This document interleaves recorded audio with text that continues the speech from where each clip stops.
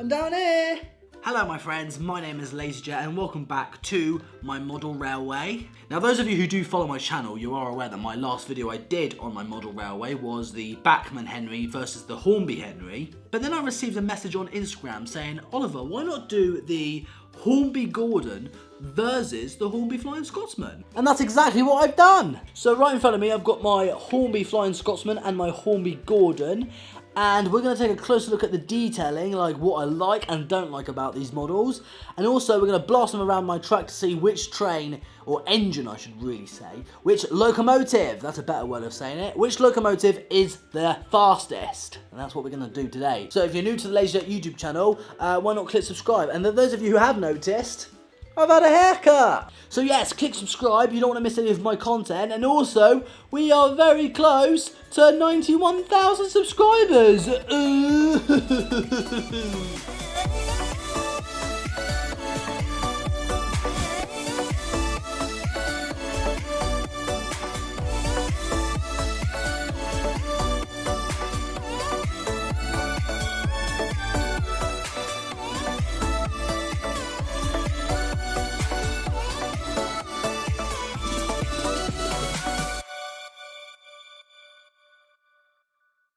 So here we are, the Battle of the Brothers, because in the Thomas and Friends series, Gordon and the Flying Scotsman are brothers. So, we're going to have a look at Gordon first, at close-up, to see what I like and don't like about this engine. First of all, the shade of blue is a lot better than the old Hornby Gordon, because I'll show you up in close-up. The Hornby Gordon that I have has, the blue is a lot more better than the older Hornby Gordon, which I really like. The number 4 is a lot better. Just everything about this model looks amazing. They've got the right shade of blue, and I love the driving wheels on this engine, and I love the Gordon face. It just looks amazing on this model. Now, there are one or two things I don't like about this particular model. First of all, obviously, the lamp iron things are on upside down, but I guess that's a factory error. You can't really like fault that, I suppose, but you know, well, I am anyway. But there's another thing I don't like about this model is the fact that the wheels are free moving, which means the motor is in the tender. Now, I have to be honest, I hate motor-driven tenders. I don't like the motor being in the tenders. It's just something about that really annoys me and bugs me. I prefer the motor being in the locomotive itself, but it isn't. So that is one of the things I don't like about this model. Well, one of the two things I don't like about this model. But apart from that, I can't really see any big problems with this. I mean, the detail on the Gordon is good, although there is another detail that I've just spotted.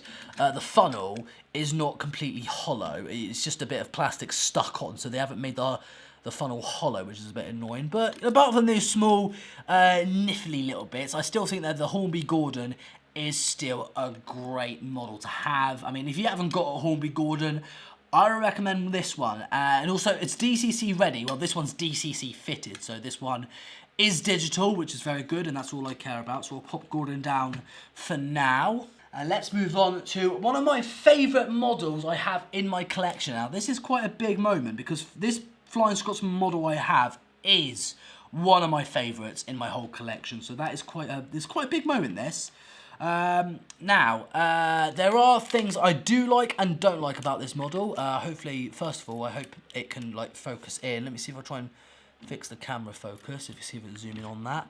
So here is my BR Green Flying Scotsman. Now, I guess some of you are probably thinking, oh, why not use the LNER Flying Scotsman? That engine I have is under maintenance. I'm actually in the middle of fixing it, so that's why I'm not doing a video on the LNER Flying Scotsman. I'm doing it on the BR one. And also, this is a very special model to me, because not only this is a DCC fitted, but this also has light and sound. Ooh, so on the very front, I don't know if you can see that, but on the very front of the Flying Scotsman, about there, I don't know if you can see this in close up, but there's like a little light. You probably won't be able to see it well on camera, but there's a little light that lights up, which you will be able to see in the middle of when I run these two around the track. It's got a nice little headboard, National Railway Museum, York. I like that. I think it just says National Railway Museum. Oh no, it does say York on the front. I just checked. There are a little bit of little scratches, bumps, and damages to this model. I'm not gonna lie, although I have had this model for a few years now. But what I'm really impressed is the fact that inside the cab, as you can see, this big red wire. There's like a little light bulb inside the firebox door. You can see there's like a little LED light there, which I fitted myself. I have fitted lights and sound to this myself, so it's not like I've, taken it to the factory and I just knocked over some trucks. Good job, Oliver. But what I was saying is, I haven't taken this to a factory to get it like factory fitted or anything. I did all the mechanical works on this engine myself, and even given it like realistic coal, which I'll show you in close up, and a corridor tender. But yeah, I just love this model so much. This is like one of my favourite models I've got. So that is my Hornby Flying Scotsman. But the only thing I don't like about this model, well, the Hornby Flying Scotsman, I have to be like a million times more delicate than my other models, because the smoke deflectors are really delicate and they can break off so easily. But apart from that, I think this is such a great model, and I cannot wait to see how fast these two go together. So we're going to see, and also I have to point out, I almost forgot, that the Flying Scotsman's motor is in the engine, so the wheels aren't like, free moving. So the tender is very light, but the motor is inside the engine. So it's a motorized engine versus a tender motor engine. So we're going to see which one's better, having the motor in the tender or having the motor in the actual engine. And that's what we're going to find out. Ooh. Right, so Flying Scotsman and Gordon, the two brothers, are now on the tracks and ready to go. Now on the count of 3, are we ready? 1, 2, 3, and they're away!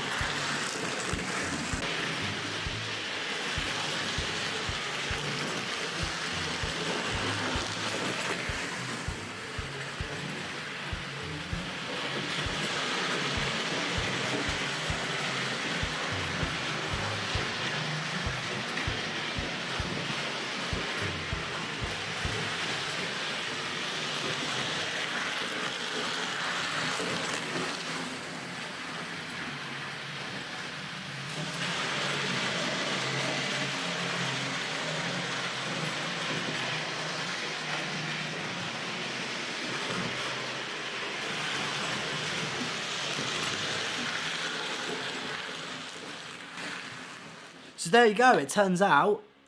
Hold on, why is Optimus Prime here? Optimus Prime does not belong on the model railway. Get him out of there. So yes, it turns out that the Hornby Gordon is a little bit more faster than the Hornby Flying Scotsman. So... Oh, the phone's going off. But yes, we have learnt something. It turns out that having the motor in the tender means that it goes a bit more faster. But would I recommend having a motorised tender? No, I prefer having the motor in the actual locomotive in my personal opinion. But the big question is, what do I prefer? The Hornby Gordon or the Hornby Flying Scotsman? And to be honest, I still prefer the Hornby Flying Scotsman. I mean, don't get me wrong, the Hornby Gordon looks great, but I just don't like having the motor in the tender. It's just a big letdown for me. If the motor was in the Hornby Gordon, then Gordon might maybe be my most favourite model I have. But because the motor is in the tender, it's a big letdown for me, so that's a big shame. But that concludes this video for today, my friends. I hope you guys did enjoy it. Make sure you click that subscribe button, turn the bell notification on as well as to stay notified to the channel. Thank you so much for watching, and I'll see you in the next one. Bye!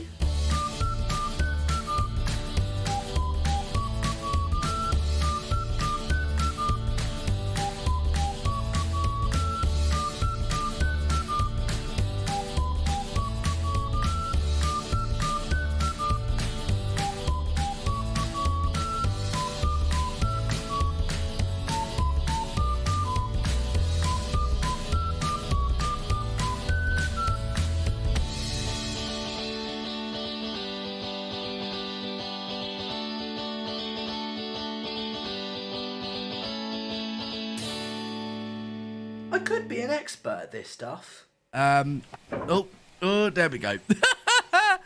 Maybe.